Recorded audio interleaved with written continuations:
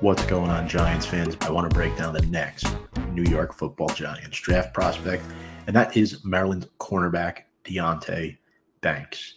I'm very excited to talk about this player. He's a fast-rising prospect, but before I get into him, I want to remind you all to check us out on our social media on Instagram, YouTube, and Twitter at Big Blue Avenue. Appreciate all of your support. And a friendly neighborhood reminder to check out our sponsor, BetUS. You can sign up with our promo code below at Join125. Get a 125% sign-up bonus where you can bet on the go, anywhere, anytime. That's BetUS, where the game begins. And now let's get into the meat of this video. And Deonte Banks, one of my favorite prospects at the cornerback position in this year's draft class. I think he's very, very good. He's strong. He's physical. 6'1", 197 pounds, redshirt junior, great perimeter corner, solid blend of size and strength. He's got smooth hips. I also think he glides around the field really, really well. There were a couple games this year where you could just see him move like near flawlessly. Very experienced player in a wide variety of coverages. He needs to play a little bit better in terms of route anticipation. That can catch him sometimes. He's not good at all when his head is turned away from the ball. That can cause him to be a penalty machine at the next level. Very quick. He tested well at the combine, 4.35 40-yard dash. And he's 22, so he's a bit older of a prospect. This past season, he had 38 tackles, 8 pass breakups, 1 pick, 9 starts in 12 games. 2021 just started 2 games due to a shoulder injury. 2020 played all the games there with 3 starts in the shortened COVID season.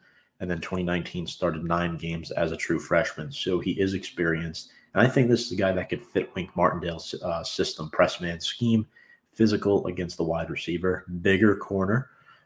He has some meat to him as well. He's strong. A little bit stronger than a corner than like Cam Smith, let's say. I'd rank him slightly above Cam Smith, but let's get into this film breakdown and why I like Deonte Banks so much. So get into the film review here. All right, first play. We'll take a look at Deonte. So this first play is a good tackle in open space against Rutgers. So pretty much you can see they're throwing right here in the flat, and you'll see him come in and make a nice play. He goes right after the back, lowers his shoulder. This is excellent tackling form, wraps him up like a pretzel. That's exactly how you're supposed to do it. He comes in, he goes straight to him. He doesn't try to throw in a shoulder or an arm. He goes full force low, and that's perfect. This next play, this is a pick off of Brian Lewerke against Michigan State back from a couple years ago. Lewerke is now a backup in the NFL. So here, this is a play action pass. You can see the route running here, a little handy, but he does a good job undercutting the route. He picks it off. Again, good length. You can see his size come into play right here. I mean, just a poor throw, undercuts the route, and you could see him clean up the interception very nicely and then make some people miss in open space, get the ball back for your offense. Here, we'll get a look at a pass breakup, or this is actually the same play. This is the interception again in slow motion. Now we get the pass breakup against the Wolverines. So J.J. McCarthy is quarterback here. He's throwing up. And you can see Banks, he's behind the receiver, but this is good technique with your hands. Just swats the hand in there, perfect timing.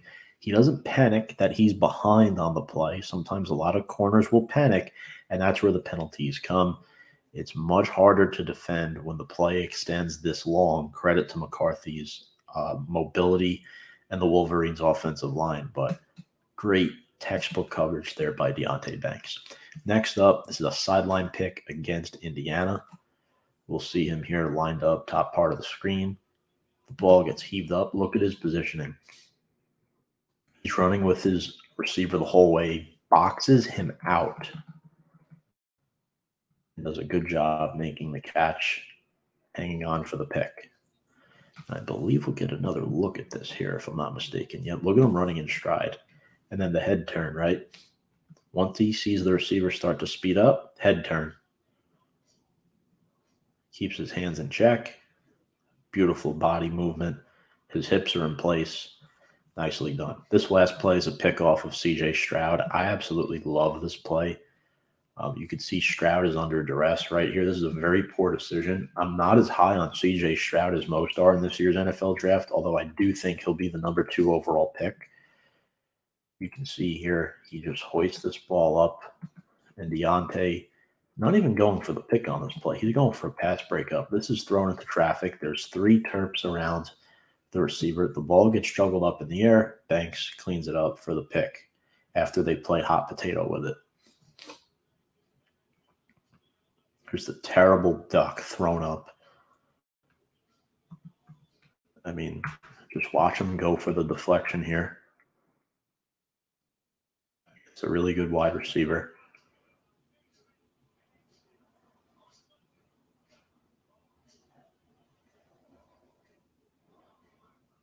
And there you go. That is the film breakdown on Maryland cornerback Deonte Banks. I hope you all enjoyed this video.